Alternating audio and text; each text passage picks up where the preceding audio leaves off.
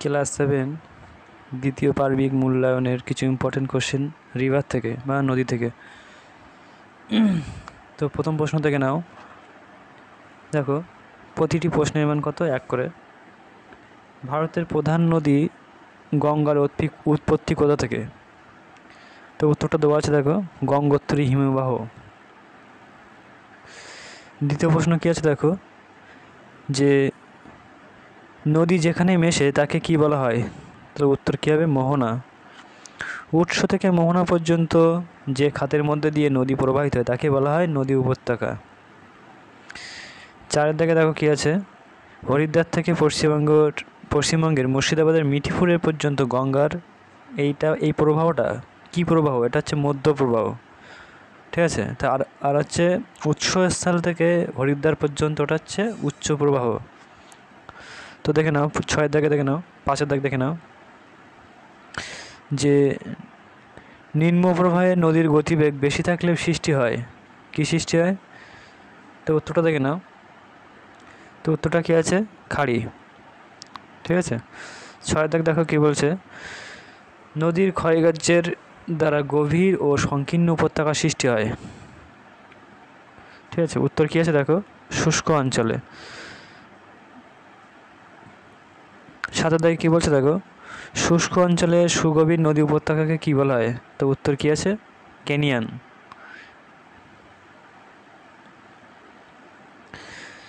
8, পার্বত্য অঞ্চলের নদীগুলিতে জল থাকে, কোন সময় জল থাকে? সেটা হচ্ছে শরৎকাল, শীতকাল, গ্রীষ্মকাল, সারা বছর। তাহলে এখানে উত্তর কী হবে? সারা বছর জল থাকে। তাই কারণ কি, পার্বত্য অঞ্চলের নদীগুলো মূলত নিত্যবাহু নদী হয়ে থাকে, যেখানে কি এখানে সারা বছর জল পরিবাহিত হয়, যেমন গঙ্গা, ব্রহ্মপুত্র, সিন্ধু, এগুলো সারা বছরই জল পরিবাহিত হয়। কিন্তু দক্ষিণ ভারতের যে নদীগুলো, গোদাবরী, কৃষ্ণা, কাবেরী, মহানন্দা, তিস্তা, এগুলো হচ্ছে মহানন্দা, এই সমস্ত নদীগুলো কি সারা বছর জল থাকে না, কারণ এই সমস্ত নদীগুলো বর্ষার জলে পুষ্ট, অর্থাৎ বৃষ্টির জলে পুষ্ট, সে কারণে এগুলোতে জল থাকে না। 9 দেখো কী বলছে দেখো, গঙ্গার একটি শাখা নদী হলো, তাহলে গঙ্গার একটি শাখা নদী হচ্ছে কি ভাগীরথী ও হুগলি, যেটা হচ্ছে অপ্রধান শাখা। আর প্রধান শাখা সেটা হচ্ছে কি, সেটা হচ্ছে পদ্মা নামে চলে গেছে বাংলাদেশে, ঠিক আছে। 10 দেখো কী বলছে, নদীপথের ঢাল বাড়লে নদীর শক্তি কী হয়? নদীর শক্তিও বাড়ে, কারণ ঢাল দিয়ে যদি কোনো জল গড়িয়ে আসে তাহলে সেই নদীর স্রোতটা বেশি হবে, ঠিক আছে। সেই কারণে নদীর গতিটাও বেশি হবে। যদি সমতল ভূমিতে নদী এসে পড়ে তাহলে কী হবে, সেই ঢাল অঞ্চলে যতটা নদীর গতি ছিল, সমতল ভূমিতে অতটা গতি থাকে না, এবং একেবারে মোহনার দিকটায় তো গতি থাকে না বললেই চলে। ওখানে কী হয়, নদী তখন এলোমেলোভাবে প্রবাহিত হয়ে শাখা নদী তৈরি করে, ঠিক আছে। 11 দেখো কী বলছে, একটি আন্তর্জাতিক নদীর নাম লেখো, তাহলে উত্তর কী হবে দেখো, সিন্ধু। 12 কী বলছে দেখো, প্লাবনভূমি লক্ষ্য করা যায় কোথায়? তাহলে উত্তর কী হবে? নিম্ন প্রবাহে। প্লাবনভূমি দেখা যায় নিম্ন প্রবাহে। 13 কী বলছে, পার্বত্য অঞ্চলে ভূমির ঢাল থাকে সবচেয়ে বেশি, তো আছে অপশান সবচেয়ে বেশি। 14 দেখো কী বলছে, নদীর বদ্বীপ সৃষ্টি হয় কোথায়? সেটা নিম্ন প্রবাহে। নদীর বদ্বীপ সৃষ্টি হয় কোথায়? নিম্ন প্রবাহে। 15 কী বলছে দেখো, পার্বত্য অঞ্চলে নদীর প্রধান কাজ কী? তাহলে পার্বত্য অঞ্চলে নদীর প্রধান কাজ হচ্ছে ক্ষয় কার্য করা, আর বহন কার্যটা বেশি হয়, ঠিক আছে। ক্ষয় এবং বহন কার্যটা এখানে বেশি হয়। 16 দেখো কী বলছে, 16 ভি-আকৃতি উপত্যকা দেখতে পাওয়া যায় নদীর কোন গতিতে? তাহলে ভি-আকৃতি উপত্যকা দেখতে পাওয়া যায় নদীর উচ্চ গতিতে, কারণ উচ্চ গতিতে আই বা ভি-আকৃতি বিশিষ্ট গিরিখাত গড়ে ওঠে, ঠিক আছে। 17 কী বলছে দেখো, যার সঙ্গে নিম্ন প্রবাহকে তুলনা করা হয় সেটাকে কী বলা হয়? তাহলে হচ্ছে নিম্ন প্রবাহ, অর্থাৎ একদম মোহনার দিকটাতে তুলনা করা হয় বৃদ্ধ মানুষের সঙ্গে, আর মধ্য প্রবাহকে তুলনা করা হয় একজন প্রাপ্তবয়স্ক মানুষের সাথে, আর নদী যেখান থেকে উৎস সেখানকে সেটা তুলনা করায় শৈশব বা শিশু বয়সের বাচ্চাদের সাথে, ঠিক আছে। অর্থাৎ নদীর 3টি গতি রয়েছে, উচ্চ, মধ্য, নিম্ন, যেটাকে তুলনা করা হয় একটা বাচ্চা, একটা প্রাপ্তবয়স্ক এবং একটা বৃদ্ধ মানুষের সাথে, ঠিক আছে। 18 দেখো বলছে, নদীর শক্তি হ্রাস পেলে কী হবে? নদীর সঞ্চয় ক্ষমতাটা বেড়ে যায়, কারণ কি নদীর শক্তি হ্রাস পেলে কি জলের গতি থাকে না, সেখানে কি নদীর গর্ভে নুড়ি, বালি, কাঁকর কাদা জমাট বাঁধতে থাকে, অর্থাৎ নদীর সঞ্চয় কার্যটা বেশি হয়। 19 কী বলছে দেখো, আদর্শ নদীর গতিপথকে ভাগ করা হয় কত ভাগে? তাহলে আদর্শ নদীর গতিপথকে ভাগ করা হয় 3টি ভাগে, উচ্চ, মধ্য এবং নিম্ন গতি, ঠিক আছে। দেখো 3 দাগ কী বলছে দেখো, উচ্চ প্রবাহকে তুলনা করা হয় কিসের সাথে? তার উচ্চ প্রবাহকে তুলনা করা একটা যুবক বা শিশু বা ছোটো একটা বাচ্চার সাথে, ঠিক আছে, যেটা বলছিলাম একটু আগে। নদীর দুকলে পলি জমে ওঠে কী তৈরি হয়? তাহলে উত্তর কী হবে? প্লাবনভূমি তৈরি হয়। 22 কী বলছে, নদীর মধ্য প্রবাহে সৃষ্টি হয় কি? তাহলে উত্তর হবে অশ্বক্ষুরাকৃতি হ্রদ। তাহলে নদীর মধ্য প্রবাহে সৃষ্টি হয় অশ্বক্ষুরাকৃতি হ্রদ। 23 কী বলছে দেখো, পার্বত্য প্রবাহে নদীর শক্তি পরিমাণ তাহলে কী হবে? সবচেয়ে বেশি থাকে। পার্বত্য প্রবাহে নদীর শক্তি পরিমাণ সবচেয়ে বেশি থাকে। আয়াকৃতি উপত্যকা দেখা যায় কোথায়? তাহলে পার্বত্য অঞ্চলে আয়াকৃতি বা ভিয়াকৃতি বিশিষ্ট উপত্যকা দেখা যায়। 25 কী বলছে, পার্বত্য অঞ্চলের নদীগুলোর জল থাকে কি? তার পার্বত্য অঞ্চলের নদীগুলোর জল সারা বছরই থাকে। কারণ কি? কারণ বৃষ্টির জলে পুষ্ট নয়, এগুলো হচ্ছে বরফ গলা জলে পুষ্ট হয়ে থাকে। পার্বত্য অঞ্চলের নদীগুলো বরফ গলা জলে পুষ্ট হয়ে থাকে, যে কারণে সারা বছরই জল থাকে। এবার দেখে না প্রত্যেকটা প্রশ্নের মান 1 নম্বর করে, যেটা হচ্ছে সত্য মিথ্যা। নদী যেখানে সৃষ্টি হয় সেই জায়গাটাকে নদীর উৎস বলে, অবশ্যই ঠিক। তবে দেখো 2 কী বলছে, পার্বত্য অঞ্চলে নদীর খুব আঁকাবাঁকা পথে প্রবাহিত হয়। তাহলে এটা কি? পার্বত্য অঞ্চলে মোটেই আঁকাবাঁকা পথে প্রবাহিত হয় না। আঁকাবাঁকা পথে প্রবাহিত হয় কোথায়? যেটা সমভূমি অঞ্চলে। তাহলে উত্তরটা হচ্ছে ভুল আছে, অর্থাৎ মিথ্যা হবে। নদীর মধ্য প্রবাহে ক্ষয়কাজ খুব বেশি হয়। তাহলে মধ্য প্রবাহে ক্ষয়কাজ খুব বেশি হয় না, হয় কোথায়? উচ্চ প্রবাহে সবচেয়ে ক্ষয়কাজ বেশি হয়। 4 কী বলছে দেখো, পার্বত্য অঞ্চলে নদীর উপত্যকা ইউ আকৃতি হয়ে থাকে। তাহলে না, উত্তরটা কী হবে? ইউ আকৃতি না, মূলত হয়ে থাকে আই বা ভি আকৃতি বিশিষ্ট উপত্যকা হয়ে থাকে, ঠিক আছে, আই বা ভি আকৃতি বিশিষ্ট উত্তর হবে। তাহলে এটা যেহেতু ইউ আছে তার জন্য এটা মিথ্যা হবে। 5 কী বলছে, আর্দ্র অঞ্চলে সুগভীর গিরিখাতকে কেনিয়ান বলা হয়। তাহলে এটা মিথ্যা, আর্দ্র অঞ্চল না, শুষ্ক অঞ্চলে বলা হয়। তারপরে দেখো 6 কী বলছে, যে একই নদী অববাহিকার পাশাপাশি প্রবাহিত দুটি নদীর মধ্যবর্তী স্থানকে বলা হয় দোয়াব। তাহলে এটা অবশ্যই সঠিক, কারণ দো শব্দের অর্থ হচ্ছে কি? দুই, আর অব শব্দের অর্থ হচ্ছে জলভাগ। তাহলে দুটি নদীর মধ্যভাগের অংশকে বলা হয় দোয়াব। তারপরে দেখো 7 কী বলছে দেখো, ইউরোপের রাইন নদীর একটি আন্তর্জাতিক নদী। তাহলে রাইন নদী একটি আন্তর্জাতিক নদী, এটা একদম সত্য। সব নদীতেই উচ্চ মধ্য নিম্ন প্রবাহ দেখা যায়। তাহলে উত্তর হবে সব নদীতে না, সব নদীতে দেখা যায় না, কারণ উচ্চ প্রবাহ নদী যদি যেটা দেখা যাবে সেটা হচ্ছে আদর্শ নদী, আর যেটা না দেখা যাবে সেটা আদর্শ নদী নয়, অর্থাৎ সব নদীতে তাহলে দেখা যাবে না, তাহলে এটা হচ্ছে মিথ্যা। 9 কী বলছে দেখো, নদীর নিম্ন প্রবাহে প্রধানত বহন ও সঞ্চয় কাজটা হয়ে থাকে। তাহলে উত্তর কী হবে? এটা তো সব মিথ্যা, কারণ হচ্ছে নিম্ন প্রবাহে বহন কাজ ও সঞ্চয় কাজটা হয়ে থাকে না, এটা মধ্য প্রবাহে বহন কাজ এবং সঞ্চয় কাজটা হয়ে থাকে, ঠিক আছে। নিম্ন প্রবাহে শুধুমাত্র সঞ্চয় কাজটা বেশি হয়, ঠিক আছে। 10 দেখো, নদীর দুই ধারে বিস্তীর্ণ জমিতে বন্যার সময় পলি সঞ্চয় হয়ে উর্বর ও প্লাবনভূমি সৃষ্টি করে। তাহলে এটা অবশ্যই সত্য। নদীর দুই সাইডে বন্যার সময় কী হয়? পলি জমে প্লাবনভূমি তৈরি করে। তারপরে দেখো 11 কী বলছে, পৃথিবীর বৃহত্তম অ্যামাজনের কোনো বদ্বীপ নেই। অবশ্যই সঠিক, কারণ অ্যামাজন নদীতে কোনো বদ্বীপ তৈরি হয় না, কারণ অ্যামাজন নদীর জলের গতিবেগটা অনেকটাই বেশি থাকে, যেখানে ওখানে কোনো রকম পলি সঞ্চয় হতে পারে না, যে কারণে ওখানে কোনো বদ্বীপও তৈরি হতে পারে না।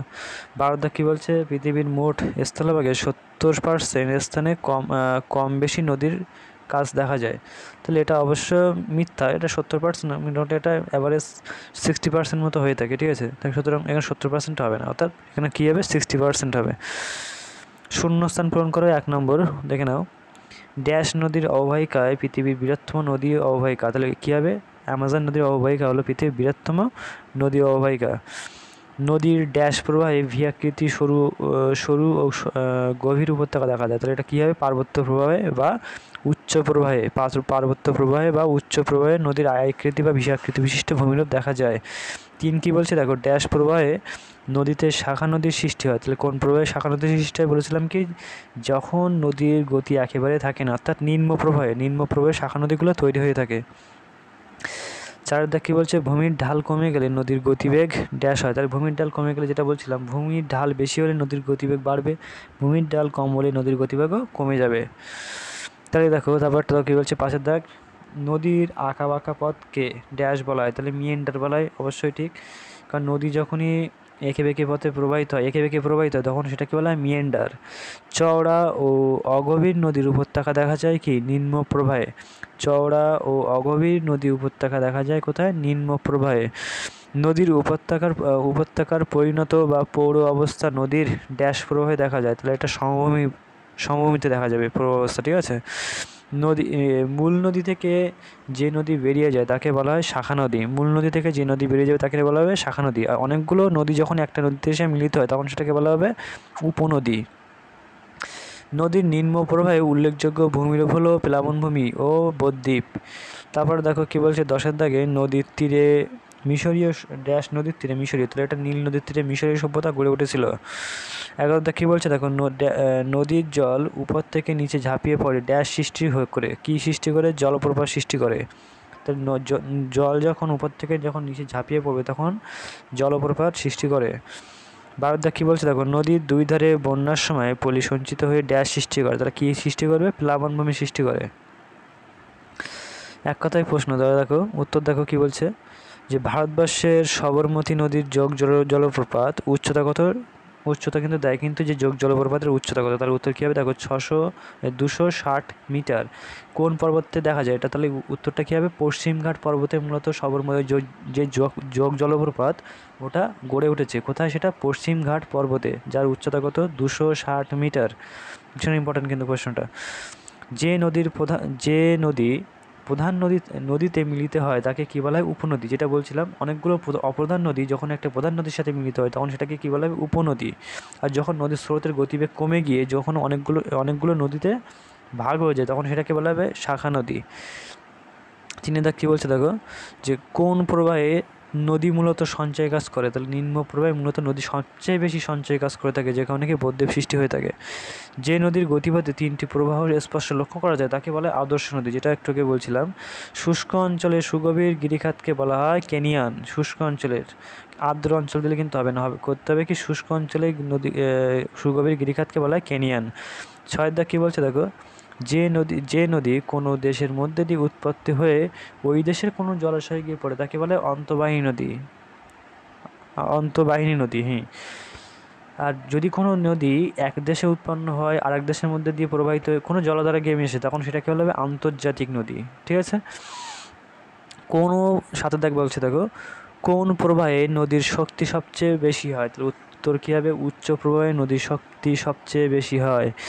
8 দেখো নদীর শাখা নদী সাধারণত কোন প্রবাহে দেখা যায়? তো শাখা নদী সবচেয়ে একদম নিম্ন প্রবাহে, যেটা কারণ বলেছিলাম কি ওখানে স্রোতের গতিবেগ একেবারেই থাকে না, যে কারণে শাখা নদীগুলো ওখানেই দেখা যায়। 9 কী বলছে দেখো, যে স্থান থেকে নদী উৎপন্ন হয় তাকে কি বলা হয়? তাকে বলা হয় উৎস নদী। যে জায়গা থেকে নদীটা উৎপন্ন হবে তাকে বলা হবে উৎস নদী। 10 কী বলছে দেখো, কোন অঞ্চলে নদীর ধারণ অববাহিকা দেখা যায়? তার উত্তর কী হবে? পার্বত্য অঞ্চলে নদীর ধারণ অববাহিকা দেখা যায়।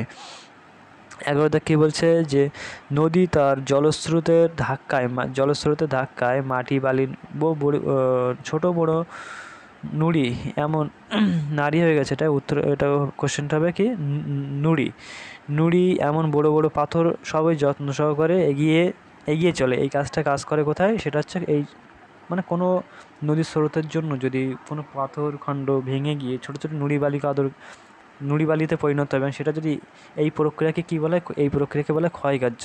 আর বহন কার্য কোনটা? এই নুড়ি বালি কাকর কাদা যদি জলের স্রোতের মাধ্যমে এক জায়গা থেকে অন্য জায়গায় বয়ে নিয়ে যায় তখন সেটাকে বলা হয় বহন কার্য, যেটা 12 নম্বর কোশ্চেন। আর সঞ্চয় কার্য কোনটা? যদি এই নুড়ি বালি কাকর কাদা যদি কোনো জায়গায় গিয়ে সঞ্চয় হয় সেটাকে বলে সঞ্চয় কার্য। যাক, এটা দেওয়া নেই। পরের প্রশ্ন দেখো, 13 দেখো বলছে, উৎসের কাছাকাছি প্রচণ্ড শক্তিতে নদী দুরন্ত গতিতে বেয়ে চলে। নদীর এই প্রবাহকে কী বলা হয়? উচ্চ প্রবাহ। উৎসের কাছাকাছি, তাহলে উচ্চ প্রবাহ অঞ্চলে কি নদীর গতিবেগটা অনেকটা বেশি থাকে এবং খুব দ্রুত বেগে চলে, নদীটা বয়ে চলে, ঠিক আছে। 14 কী বলছে দেখো, মানচিত্রের নিত্যবহ নদীকে দেখতে কোন রং ব্যবহার করা হয়? নিত্যবহ নদীকে দেখতে অনেকটা কেমন রং ব্যবহার করা হয়? নীল রং ব্যবহার করা হয়। মানচিত্রে অনিত্যবহ নদীকে দেখাতে কোন রং ব্যবহার করা হয়? তাহলে সেটা হবে কালো রং ব্যবহার করা হয়। তারপরে দেখো 16 দাগ কী বলছে, মধ্যপ্রবাহে নদীর কোন কাজ লক্ষ্য করা যায়? তাহলে উত্তর কী হবে, মধ্যপ্রবাহে নদীর বহন কাজ ও সঞ্চয় কাজটা সবচেয়ে বেশি কাজ হয়ে থাকে, আর নিম্ন প্রবাহে বহন কাজের তুলনায় সঞ্চয় কাজটা সবচেয়ে বেশি হয়ে থাকে। সঞ্চয় কাজ নিম্ন প্রবাহে দেওয়া আছে, যেটা পরের কোশ্চেন 17 দাগে দেওয়া আছে। দেখো নিম্ন প্রবাহে মূলত কোন কাজ হয়ে থাকে, তাহলে উত্তর কী হবে, সঞ্চয় কাজ। 18 দাগে বলছে দেখো, বৃষ্টিহীন শুষ্ক অঞ্চলে গভীর ও খাড়া ঢাল বিশিষ্ট নদী উপত্যকাগুলোকে কী বলা হয়? তাহলে উত্তর কী হবে, ক্যানিয়ন। 19 দাগ কী বলছে, নদী যেখানে গিয়ে শেষ হয় তাকে কি বলে? তাকেই বলা হয় মোহনা। তারপরে দেখো 20 দাগ কী বলছে, পৃথিবীর বৃহত্তম নদীর নাম কি? তাহলে উত্তর কী হবে, অ্যামাজন। আর পৃথিবীর দ্বিতীয় দীর্ঘতম নদীর নাম, সেটা হবে অ্যামাজন। দ্বিতীয় দীর্ঘতম নদী তাও হবে অ্যামাজন, আর পৃথিবীর বৃহত্তম নদী তাও হবে অ্যামাজন। প্রাচীন মিশরীয় সভ্যতার কোন নদীর তীরে গড়ে উঠেছিল? তো উত্তর কী হবে, নীল নদীর তীরে গড়ে উঠেছিল। পৃথিবীর দীর্ঘতম নদীর নাম কি? তাই উত্তর কী হবে, নীল নদ। 23 দাগ কী বলছে, দক্ষিণ আমেরিকার দীর্ঘতম নদীর নাম কি? উত্তর কী হবে, অ্যামাজন।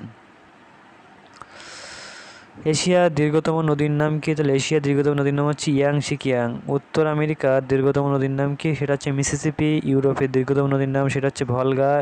ওশিয়ানিয়া বা যেটাকে অস্ট্রেলিয়ার, সেটা হচ্ছে মার্ডার্লিং। আর নদীর উৎস কাকে বলে? তার নদী যেখানে সৃষ্টি হয় সেই জায়গাটাকে নদীর উৎস বলে। 29 দাগ কী বলছে, নদীর জলপ্রবাহের পরিমাণের একক কী? তাহলে উত্তর কী হবে, দেখো নদীর জলপ্রবাহের পরিমাণের একক হচ্ছে কিউসেক। নদীর জল পরিবাহের এককে কী বলা হয়? নদীর জলের প্রবাহকে এককে বলা হয় কিউসেক। কিউসেকের সাহায্যে মাপা হয়। নদীর উপত্যকা কাকে বলে? তার উত্তর দেখো, উৎস থেকে মোহনা পর্যন্ত যে খাতের মধ্যে দিয়ে নদী প্রবাহিত হয় তাকে বলা হয় নদী উপত্যকা। 31 দাগ কী বলছে, 31 দাগ বলছে দেখো, পৃথিবীর সবচেয়ে বড় বদ্বীপ কী হবে? তাহলে উত্তর কী, দেখো গঙ্গা নদীর বদ্বীপ। পৃথিবীর সবচেয়ে বড় বদ্বীপ হচ্ছে গঙ্গা নদীর বদ্বীপ। দোয়াব কথার অর্থ কী? তা দো শব্দ হচ্ছে যেটা দুই, অব শব্দ অর্থ হচ্ছে জল বা নদী, অর্থাৎ দোয়াব দুটি নদীর মধ্যবর্তী স্থানকে বলা হয় দোয়াব।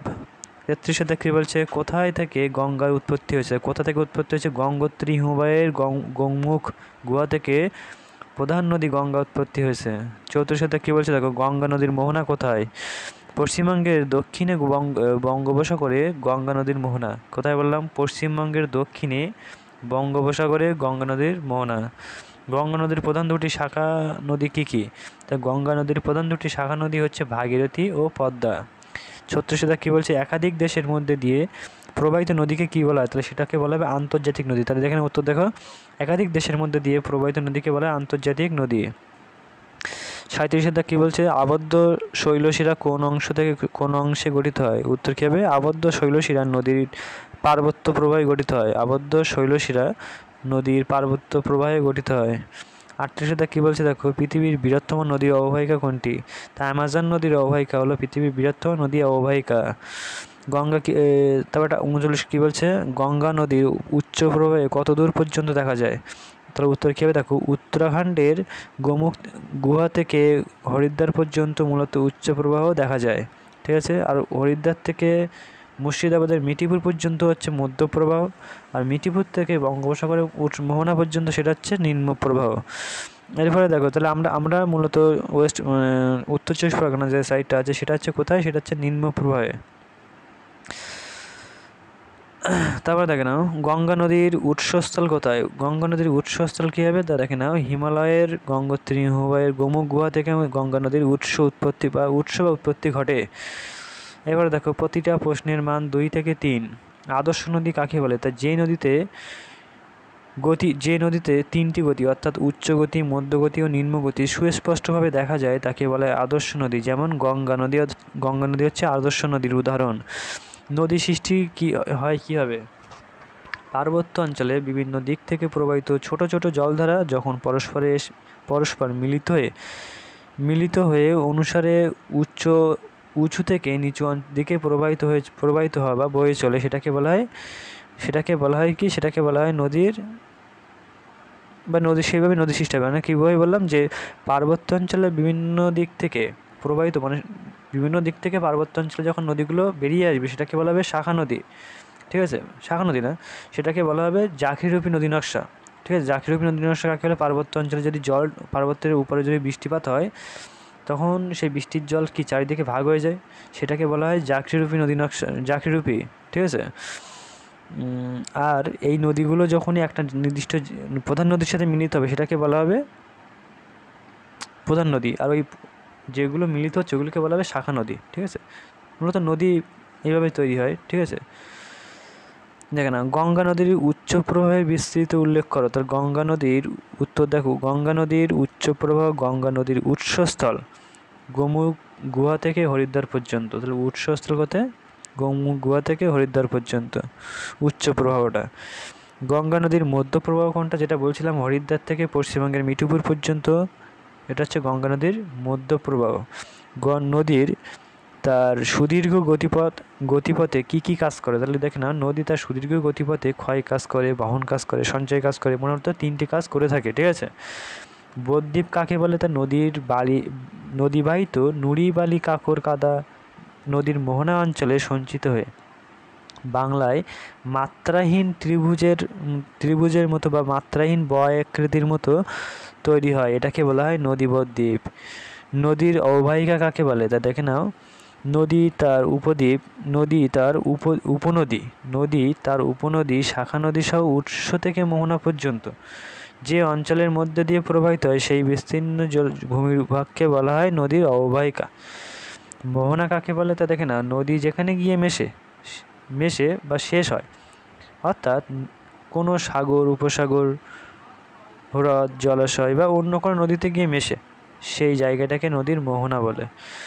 ধারণ কাকে বলে? ধারণ অববাহিকা কাকে বলে? তো দেখে নাও, পর্বতের বরফ গলা জল বা বৃষ্টির জল অসংখ্য ছোট জলধারার মাধ্যমে বয়ে গিয়ে বড় নদী তৈরি হয়। এই জলধারা সহ মূল নদী যে বিরাট অঞ্চলের উপর দিয়ে প্রবাহিত হয়, সেই অঞ্চলটাকে ওই নদীর ধারণ বা অববাহিকা বলা হয়। জলবিভাজিকা কি, যেটা একটু আগে বলছিলাম, জাকরিরূপী নদী নকশা বা জলবিভাজিকা। জলবিভাজিকাটা কি? যে কোনো পাহাড়ের চূড়ায় অংশ বৃষ্টির জলকে বিভিন্ন দিকে ভাগ করে ফেলে বা বিভাজন করে, তাকে জলবিভাজিকা বলে। জলবিভাজিকার বিভিন্ন দিকে বয়ে যাওয়া জল একাধিক ছোট ছোট জলধারার মাধ্যমে বয়ে গিয়ে মিলিত হয়ে একটা মূল নদী তৈরি করে। তো অনেকগুলো নদী এরকম বিভাজন জল যখন একটা প্রধান নদীর সাথে মিলিত হয় সেটাকে বলা হয় মূল নদী। উপনদী কাকে বলে? তো দেখে না, উঁচু স্থানে উৎপন্ন হয় ছোট ছোট নদী যখনই একটা বড় নদীর সাথে মিলিত হয়, তখন সেই ছোট নদীগুলোকেই বলা হবে উপনদী। যেমন যমুনা, গণ্ডক, গঙ্গা, এগুলো হচ্ছে কি গঙ্গা নদীর উপনদী। যমুনা, গণ্ডক, এগুলো হচ্ছে গঙ্গা নদীর উপনদী। শাখা নদী কাকে বলে? তো দেখে না, মূল বা বড় নদী থেকে কোনো নদী উৎপন্ন হয়ে যখন বাইরের দিকে প্রবাহিত হয়ে অন্য নদীতে বা সাগরে গিয়ে মেশে, তাকে মূল নদীর শাখা নদী বলে। অর্থাৎ যখনই এটা কোথায় দেখা যায়, মূলত এটা হচ্ছে নিম্ন প্রবাহে দেখা যাবে, কারণ নিম্ন প্রবাহে জলের গতিবেগ থাকে না, তো সে কারণে ওই নিম্ন প্রবাহে মূলত এই শাখা নদীগুলো দেখা যায়। পরে প্রশ্ন কী বলছে দেখো, 13 দাগ, নদীর উপত্যকা কাকে বলে? তাহলে নদীর উৎস থেকে মোহনা পর্যন্ত নদী যে খাতের মধ্যে দিয়ে প্রবাহিত হয় তাকে নদীর উপত্যকা বলে। নদীর উপত্যকা আকৃতি কেমন হয় সেটা আই বা ভি আকৃতি বিশিষ্ট হয়ে থাকে, ঠিক আছে। দেখে নাও,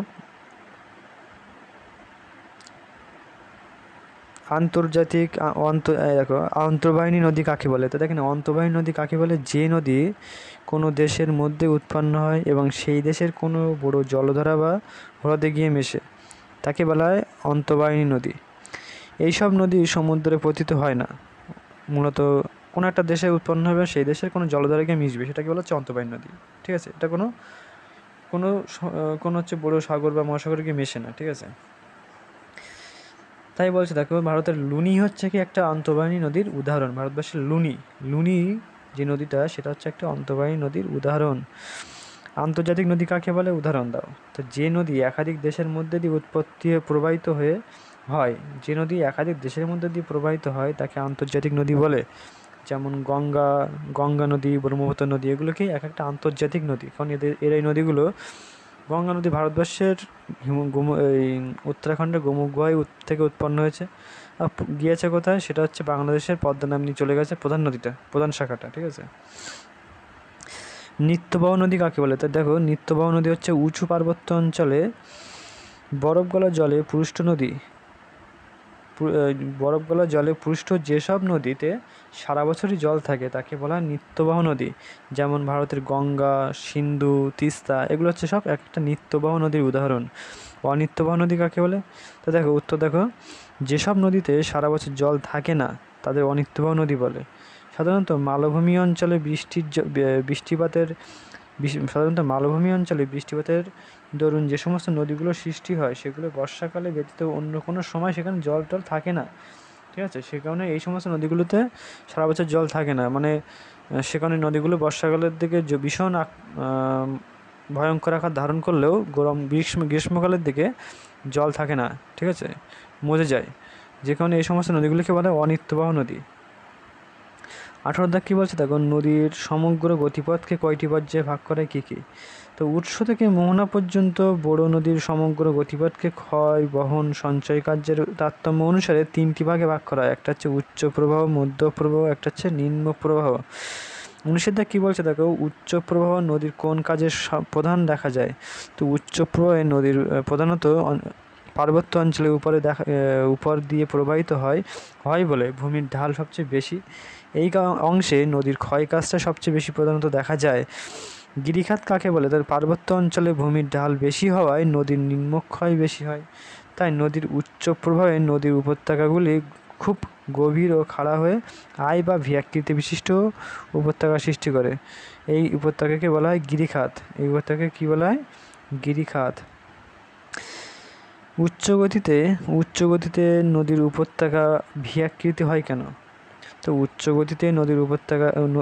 গতিতে নদীর স্রোতের সঙ্গে নানা ছোট বড় পাথর নদীর তলাকে ধাক্কা দিয়ে ক্ষয় করে। এই ক্ষয়ের ফলে নদীর উপত্যকা চওড়া না হয়ে গভীর হয়। ফলে এই নদীগুলো কেমন লাগে? এই নদীগুলো নিম্নভাগটা কেমন আকৃতি হয়? আই বা ভি আকৃতি বিশিষ্ট ভূমিরূপের মতো তৈরি হয়। 22 দাগ কী বলছে দেখো, সব নদীর মোহনায় বদ্বীপ সৃষ্টি হতে পারে না কেন? তা দেখে নাও, নিম্ন গতিতে নদীর সঞ্চয় কাজ সবচেয়ে বেশি হয়। নদীর দ্বারা ক্ষয়প্রাপ্ত পলি, কাদা, নুড়ি, বালি ইত্যাদি বয়ে এসে মোহনায় সজ্জিত হয়ে বদ্বীপ গঠন করে। অনেক নদীতে নিম্ন গতি দেখা যায় না বা নদীর দ্বারা গঠিত শিলাখণ্ডের পরিমাণও খুব বেশি হয় না। নদীতে জলের স্রোত খুব বেশি থাকলেও নদীর মোহনা বদ্বীপ গঠিত হয় না। এই কারণেই পৃথিবীর বৃহত্তম নদী অ্যামাজন নদীর বদ্বীপ কোনো বদ্বীপ তৈরি হতে পারেনি। দেখে না, আন্তঃবাহিনী নদী বা আন্তর্জাতিক নদী কাকে বলে? তা যে নদী আন্তর্জাতিক নদী কাকে বলে বললাম তো। দেখো, একটা নদী বলেছিলাম, যেটা একটা নদী একটা দেশে উৎপন্ন হবে, সেটা দেশে উৎপন্ন হওয়ার সাথে সাথে অন্য দেশের মধ্যে দিয়েও প্রবাহিত হবে, সেটাকে বলা হবে অন্তর্বাহিনী নদী। না সরি, সেটা তো আন্তর্জাতিক নদী। অন্তর্বাহিনী নদী কাকে বলে? অন্তর্বাহিনী নদী হচ্ছে একটা দেশে উৎপন্ন হবে এবং সেই দেশের কোনো না কোনো জলধারে গিয়ে মিলিত হবে, এটাকে বলা হবে অন্তর্বাহিনী নদী। উত্তরটা দেখে নাও, যে নদী কোনো দেশের মধ্যে উৎপন্ন হয় সেই দেশের মধ্যে কোনো হ্রদ বা জলাশয় গিয়ে মেশে, ঠিক আছে, তাকে বলা হয় অন্তর্বাহিনী নদী। আর আন্তর্জাতিক নদী হচ্ছে তার বিপরীত। ভারতবর্ষের লুনি, রাশিয়ার আমুদরিয়া অন্তর্বাহিনী নদীর উদাহরণ। যেসব নদী একাধিক দেশের মধ্যে দিয়ে প্রবাহিত হয় তাদেরকে বলা হয় আন্তর্জাতিক নদী, যেটা একটু আগে বলছিলাম। যেমন সিন্ধু, ব্রহ্মপুত্র, ইউরোপের রাইন, দানিউব এই প্রভৃতি হচ্ছে আন্তর্জাতিক নদীর উদাহরণ। গিরিখাত বা ক্যানিয়ন কাকে বলা হয়?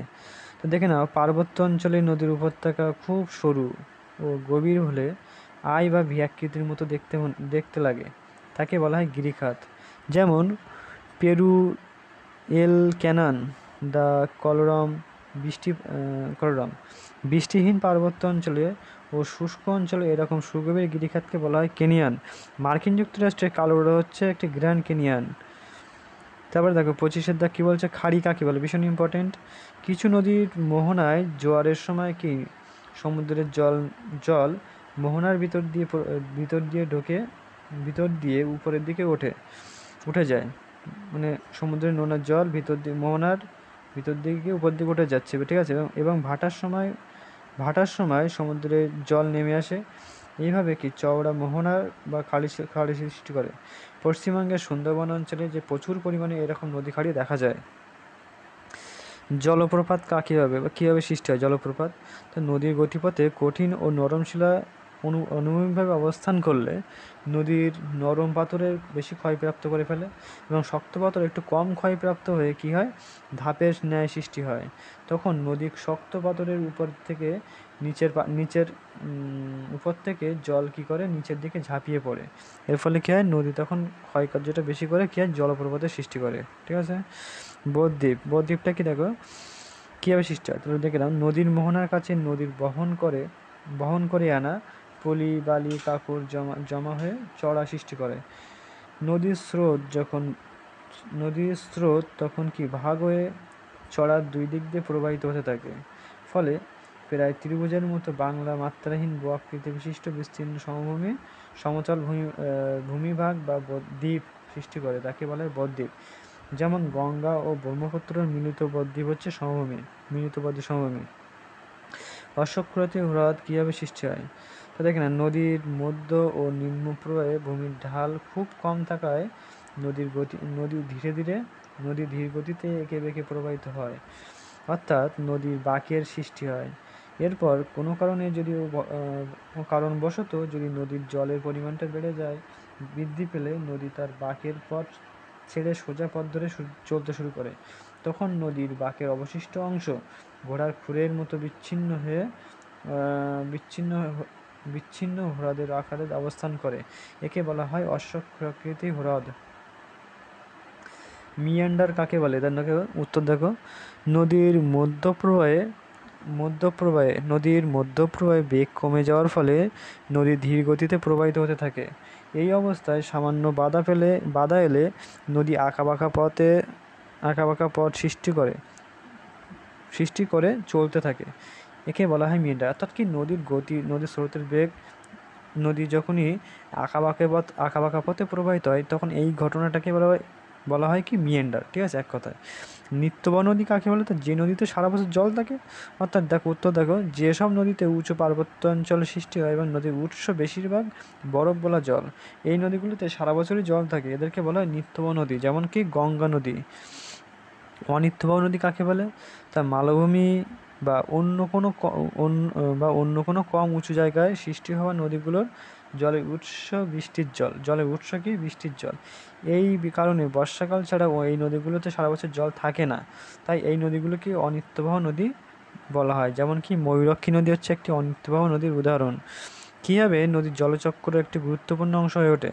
তো নদীর জল নদীর মধ্যে দিয়ে সাগরে গিয়ে পড়ে। ওই সব সাগরের আবার বাষ্পীভূত হয়ে আবার বৃষ্টিরূপে কি নদীতে ফিরে আসে। এইভাবে নদীর জলচক্রও একটি গুরুত্বপূর্ণ ভূমিকা হয়ে ওঠে। পৃথিবীর সব জায়গায় কি নদীর কাজ ও 3 প্রকার প্রভাব দেখা যায়? তো দেখো, পৃথিবীর মোট স্থলভাগের প্রায় 60% স্থান কম বেশি নদীর কাজ দেখা যায়।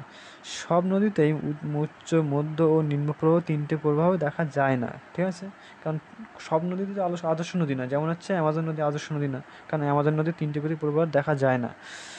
চারিদা কী বলছে দেখো, নদী কখন প্লাবনভূমি সৃষ্টি করে? তো দেখে নাও, নিম্ন প্রবাহে নদীর মধ্যে পলি বালি কাকড় জমে নদী অগভীর হয়ে যায়। ফলে বর্ষার অতিরিক্ত জল দুকুল ছাপিয়ে বন্যার সৃষ্টি করে এবং বন্যার সময় নদীর দুধারে কি বিস্তীর্ণ জমি পলি সঞ্চিত হয়ে এবং উর্বর প্লাবনভূমি সৃষ্টি করে। চীনের হংহো নদীর নিম্নগতি হচ্ছে এরূপ প্লাবনভূমির উদাহরণ। পর প্রশ্ন দেখে নাও যে রচনাধর্মী প্রশ্ন, প্রতিটি প্রশ্নের মান 5। নদীর কাজের বর্ণনা করো। তো দেখে নাও, উত্তর দেখো, নদী মূলত বয়ে যাওয়া জলধারা। নদী মূলত কি বয়ে যাওয়া জলধারা। সে তার চলার পথে ক্ষয় কাজ, বহন কাজ, সঞ্চয় কাজ, এই 3টি রকমের কাজ করে থাকে। নদীর এই তিন প্রকারের কাজ নির্ভর করে নদীর শক্তির উপর। ঠিক আছে। ক্ষয় কাজ দেখে নাও, নদী তার জলস্রোতের ধাক্কায় মাটি বালি ছোট বড় নুড়ি এমনকি পাথর সবই কি চূর্ণ বিচ্ছিন্ন করে ভাসিয়ে নিয়ে চলে যায়। এটাকেই বলা হয় নদীর ক্ষয় কাজ। বহন কাজ কি? তো দেখে নাও, চূর্ণ করা এইসব নুড়ি, কাকড়, বালি এই সমস্ত নদীর স্রোতের সঙ্গে কি উঁচু থেকে নিচু অঞ্চলের দিকে বয়ে চলে, এটাকে বলা হয় নদীর বহন কাজ। সঞ্চয় কাজ কি? তো দেখে না, নদীর স্রোত কমে গেলে এইসব বহন করা পদার্থ নদীর পাশে বা নদীর মধ্যে জমাট বাঁধে, এটাকে বলা হয় নদীর সঞ্চয় কার্য। দুয়ের দাগ কী বলছে দেখো, নদীর উচ্চ প্রবাহ কাকে বলে এবং এই প্রবাহে তিনটি কাজ এবং এই প্রবাহে নদী কী কী কাজ করে। উচ্চ প্রবাহ কাকে বলে আগে দেখা যাক। যে কোনো নদী যখন তার উৎস থেকে পার্বত্য অঞ্চলের উপর দিয়ে তীব্র বেগে প্রবাহিত হয় তখন নদীর ওই গতিকে বলা হয় উচ্চ প্রবাহ। নদীর উৎস থেকে সমতল ভূমিতে নামার আগে পর্যন্ত নদীর উচ্চ প্রবাহ, ঠিক আছে, উৎস থেকে সমতল ভূমিতে নামার আগে পর্যন্ত। ভারতের প্রধান নদী গঙ্গার উচ্চ প্রবাহ গঙ্গোত্রী, গোমুখ থেকে হরিদ্বার পর্যন্ত। পার্বত্য অঞ্চলে ভূমির ঢাল ও বন্ধুর ভাব বেশি হওয়ার জন্য নদীর শক্তি বেশি থাকে। নদীর উচ্চ প্রবাহের কাজটা কি? দেখে না, নদীর এই প্রবাহে নদীর প্রধান কাজ হচ্ছে ক্ষয়। নদীর স্রোতের সঙ্গে সঙ্গে ছোট বড় পাথরগুলি নদীর তলায় কি ধাক্কা খেয়ে ক্ষয় করে, ফলে নদীর উপত্যকা গভীর হয়। এই সরু ও গভীর উপত্যকা দেখতে অনেকটা কি আই বা ভিয়াকৃতি বিশিষ্ট হয়ে থাকে, এটাকে বলা হয় গিরিখাত। নদীর গতিপথে নদীর নরম পাথরকে বেশি ক্ষয় করে, ফলে শক্ত ও নরম পাথরের মধ্যে ধাপের সৃষ্টি হয়। আর নদীর উপর থেকে কি নিচের দিকে ঝাঁপিয়ে পড়ে, এটাকে বলা হয় জলপ্রপাত বা এটা জলপ্রপাত সৃষ্টি হয়ে থাকে, ঠিক আছে। নদীর মধ্যপ্রবাহ কাকে বলে? এই প্রবাহে নদীর কাজগুলি লেখো। তো মধ্যপ্রবাহ কাকে বলে দেখে নাও, পার্বত্য অঞ্চল ছেড়ে নদী যখন সমভূমিতে উপর দিয়ে বয়ে যায় তখন নদীর গতিকে মধ্যপ্রবাহ বলা হয়। মালভূমি বা সমভূমি অঞ্চলে নদীর মধ্যপ্রবাহ দেখা যায়। হরিদ্বার থেকে পশ্চিমবঙ্গের মুর্শিদাবাদের মিঠিপুর পর্যন্ত গঙ্গা নদীর মধ্যপ্রবাহে ভূমির ঢাল কম থাকার জন্য এই নদীর গতি ও শক্তি দুই কমে যায়। এই সময় নদী সাধারণত কি বহন ও সঞ্চয় কাজটা হবে, সঞ্চয় হবে, এটা ভুল আছে, সঞ্চয় কাজ করে। তাহলে এটা মধ্যপ্রবাহে বহন এবং সঞ্চয় কাজ দুটোই হয়ে থাকে, কিন্তু উচ্চ প্রবাহে শুধুমাত্র ক্ষয় কাজ হয় এবং নিম্ন প্রবাহে শুধুমাত্র সঞ্চয় কাজটা বেশি হয়। নদীর মধ্যপ্রবাহের কাজ তা দেখে নাও, এইসব নদীর নিচের দিকে ক্ষয় হওয়ার ফলে নদীর গভীরতা কমে যায়। নদীর গভীরতা কমে যায় এবং প্রচুর উপনদীর মাধ্যমে কি জলের পরিমাণও বাড়ে। নদীর খুব আঁকাবাঁকা পথে তখন প্রবাহিত হতে থাকে, একে বলা হয় মিয়েন্ডার। বয়ে আনা নদীর স্রোতের মাধ্যমে বয়ে আনা পলি, বালি, নুড়ি, কাকড় নদীর দুই ধারে বা মাঝে সঞ্চিত হয়। নদীর চড়া পড়ে তখন নদীর দ্বীপ তৈরি হয়।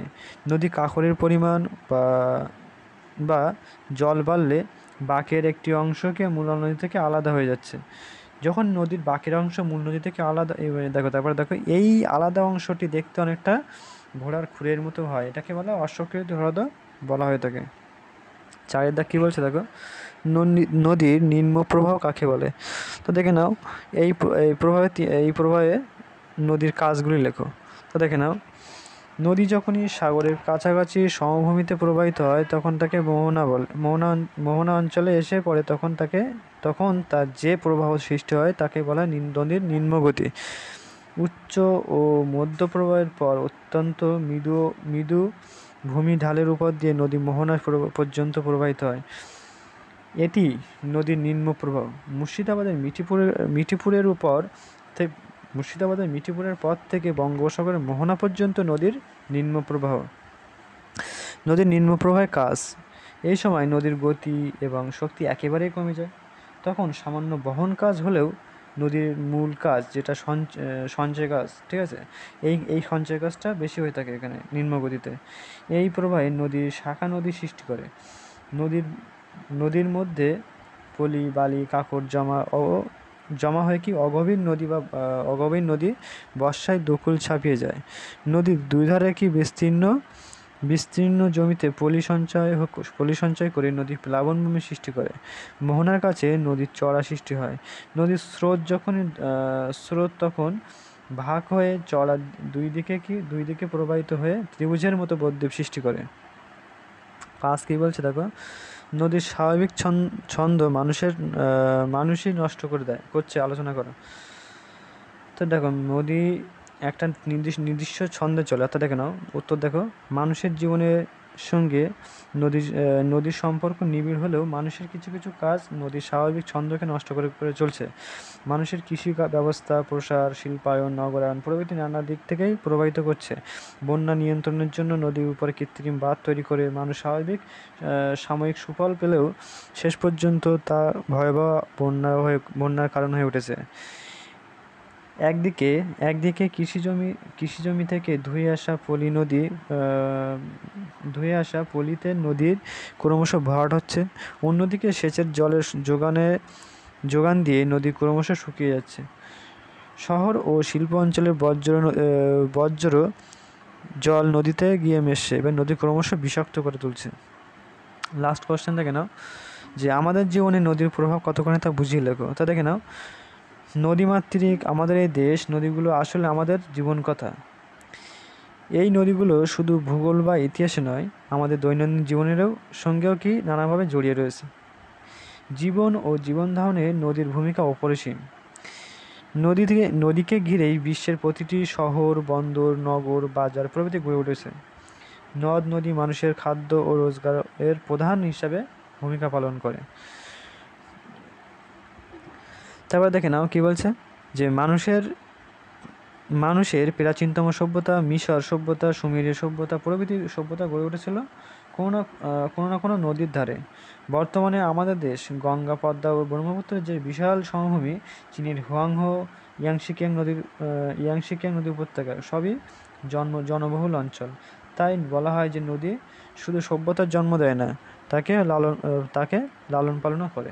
ঠিক আছে, তো টোটাল সাজেশন এটাই। নদী থেকে এই সাজেশনগুলো করলেই মোটামুটি তোমরা সবাই কমপ্লিট, ভালোভাবে উত্তর দিতে পারবে, কোনো সমস্যা হবে না। ঠিক আছে।